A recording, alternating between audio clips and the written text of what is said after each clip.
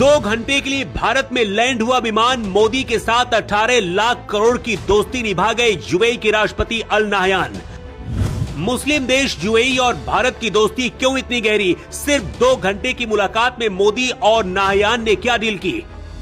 इस मुस्लिम राष्ट्रपति को मोदी क्यों कहते हैं अपना भाई? भारत क्या देने आए और क्या लेकर लौटे राष्ट्रपति अल नाह्यान? आखिर 2 घंटे के लिए ही यूएई के राष्ट्रपति मोदी से मिलने भारत क्यों आए? भारत को क्या देने आए और गिफ्ट में मोदी ने क्या दिया? ये तस्वीरें दिल्ली एयरपोर्ट की हैं, जब मुस्लिम देश यूएई के राष्ट्रपति का स्वागत करने के लिए खुद मोदी एयरपोर्ट पहुंचे। मोदी अपनी कार में बिठाकर राष्ट्रपति नाह्यान को लेकर गए। दोस्ती के खातिर मोदी ने प्रोटोकॉल भी तोड़ दिए। दुनिया भर के मुस्लिम देश भले ही भारत से नफरत करते हो, लेकिन यूएई ऐसा मुस्लिम देश है जो भारत के साथ हमेशा खड़ा रहा है। यहाँ तक कि कश्मीर के मुद्दे पर भी भारत का साथ देता है। मोदी और यूएई के राष्ट्रपति अल नाह्यान की दोस्ती पूरी दुनिया में फेमस है। इसलिए जब अचानक से सिर्फ 2 घंटे के लिए मोदी से मिलने यूएई के राष्ट्रपति पहुंचे, तो पूरी दुनिया की नजर भारत और यूएई पर जाकर टिक गई।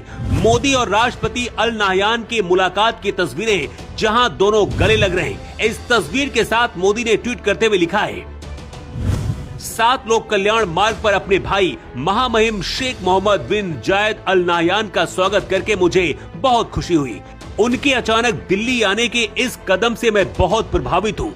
भारत यूएई की दोस्ती को और मजबूत बनाने के मकसद से कई मुद्दों पर बात हुई, लेकिन सिर्फ 2 घंटे के लिए भारत क्यों आए यूएई के राष्ट्रपति? मोदी और अल नाह्यान की इन तस्वीरों के पीछे की कहानी अब आपको बताते हैं, और ये भी बताते हैं कि भारत क्या लेकर आए और यहाँ से क्या लेकर लौटे हैं। भारत और यूएई के बीच 5 बड़ी डीलें हुई हैं। भारत और यूएई के बीच 10 साल का एलएनजी यानी कि तरलीकृत प्राकृतिक गैस सप्लाई समझौता हुआ। इसके तहत 2028 से हर साल भारत को 0.5 मिलियन टन गैस मिलेगी। इस डील के बाद यूएई भारत के सबसे बड़े गैस सप्लायर में शामिल हो जाएगा।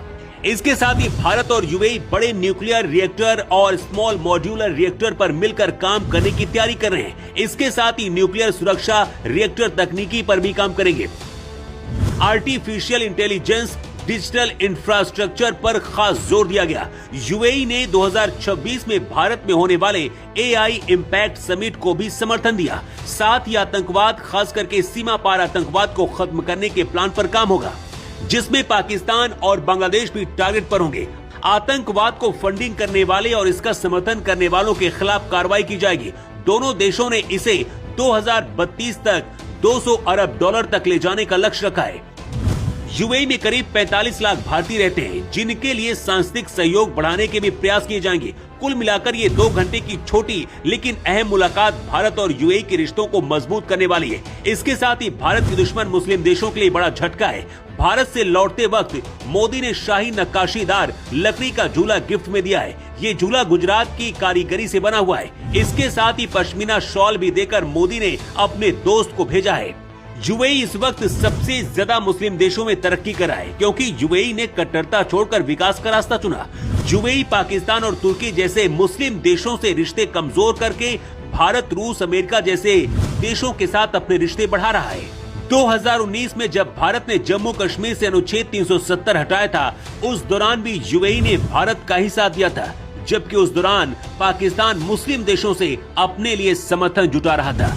मोदी के आने के बाद यूएई के साथ भारत के रिश्ते और भी गहरे हुए हैं, क्योंकि यूएई के राष्ट्रपति को मोदी हमेशा अपना भाई कहकर ही बुलाते हैं। यूएई के अबू धाबी के अबू मुरेखा इलाके में 27 एकड़ की जमीन पर खाड़ी देशों में सबसे बड़ा बना ये हिंदू मंदिर है, और इसे यूएई की सरकार ने ही पैसे देकर बनवाया है। इस मंदिर का उद्घाटन 2024 में हुआ था और इसका उद्घाटन प्रधानमंत्री मोदी ने खुद किया था, जिसकी चर्चा उस दौरान भी पूरी दुनिया में हुई थी। अब 2026 की शुरुआत में ही इस तरीके से अचानक से यूएई की राष्ट्रपति का भारत आना और मोदी से सिर्फ 2 घंटे मुलाकात करके वापस जाना दुनिया को खटक रहा है। लेकिन यूएई और भारत की दोस्ती पर आपकी राय क्या है?